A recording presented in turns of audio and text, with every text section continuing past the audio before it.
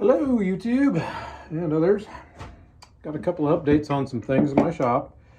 Had not much time. Can't say I haven't had much time, but I've not had as much time as I've wanted to in the shed. So a week or two ago I asked about this bowl. You know, this is a red oak. This is some kind of bowl, oak bowl. I'm not sure. I think it's white oak maybe. For my local area. I asked, I need to make a bread bowl for a friend, and I asked what to do. Should I try and fill these with glue, CA, and coffee? These, you know, the big honking. There's that big hole there. All this bark stuff here and everything. You know, there's another one right there. I'll turn on another light here. Maybe I'll do better. There you go. Now you can see it. Anyway, what I decided to do was treat this stuff, this bark inclusion and all these, there's some bunch of little tiny cracks in here you probably can't see on the video, but decided to treat those with CA before I did anything else. I did that on the inside, and then I did it on the outside too. And you can see I've done some more. But what I've decided to do is treat all these, give them a good soaking. Went through several small tubes of CA glue like I do, like I buy at Harbor Freight. And anyway, I decided to treat those, then smooth get it rough turned, or actually smooth the bottom out.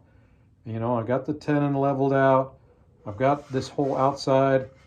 I don't know if you can see, but there's a nice feather grain, crotch grain feather ring going right down there. And you know, this is a lot of cool stuff right here too, and it's all running this way through the bottom of the bowl. What I'm going to do is I've got this smoothed out, then I'm going to go ahead and get the edge. You can see the edge is still kind of a worm in flight sort of deal. I'm going to get the edge squared off here, and then I'm going to get ready and fill this. This is a huge hole right here. This is a 3.5 inch long framing nail. Watch this sucker. It just disappears in there. You know, comes out the back side.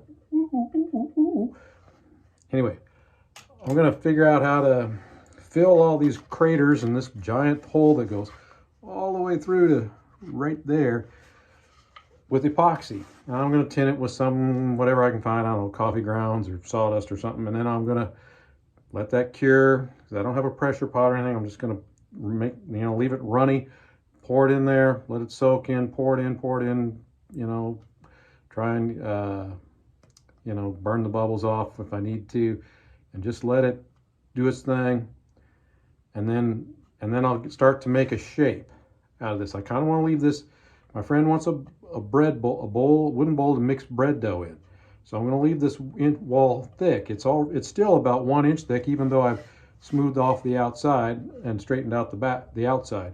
So I want to probably leave it close to a 1/2 inch, you know, 12, 13 millimeters, you know, just so that when it's sitting on and it's going to have a wide bottom. I'm not going to make the bottom any narrower than this, because I want it to be very stable sitting on the countertop.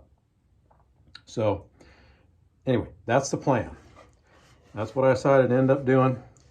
You know, this big crack right here, it's got CA down in the bottom of it, but I'm going to I might have to do 2 or 3 fills on this epoxy. I don't know, but I'll bring you guys along as I make progress on the project. But that's an update on this. Got another update too on the homemade tool thing. You know, the other day I posted a video about making this depth drill. Well, I'm starting to make my own little shear scraper. And so I ordered a piece of just regular high-speed steel off Amazon, which is this right here. And you can see I've started to shape it a little bit and start narrowing down this end for the tang. This is a 6 by 20 by 200 millimeter bars of high-speed steel. And I've made the big giant bowl scraper I've shown in my videos in the past.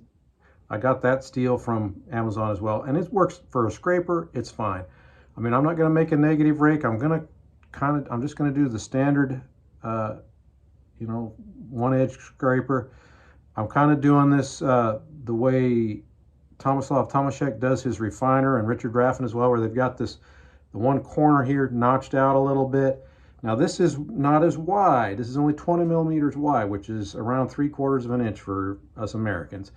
I really should have got a 1-inch wide piece, you know, a 25 millimeter or a 30 millimeter wide piece, which I could have easily done. I don't know, didn't have a ruler handy when I was ordering, and it was late at night. And yeah, anyway, I'm gonna make this work though. I'm gonna try this out. I've got a handle made back on the shelf I made a long time ago or something else.